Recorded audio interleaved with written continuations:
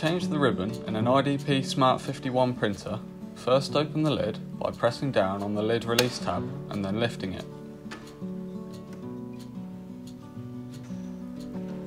Then take hold of the ribbon cassette and remove it from the printer, being sure to avoid the print head as you do so.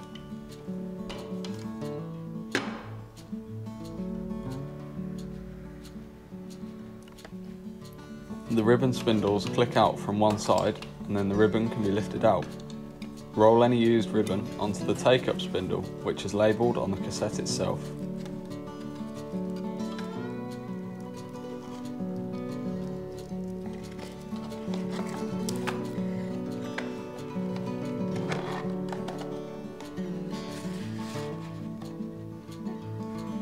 Take the new ribbon and slot in the spindles as shown before pressing them into place until you hear a click.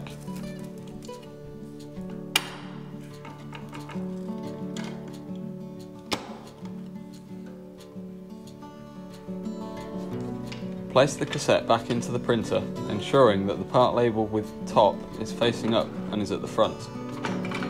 You can then close the printer lid by lowering it down and pressing until there is a click.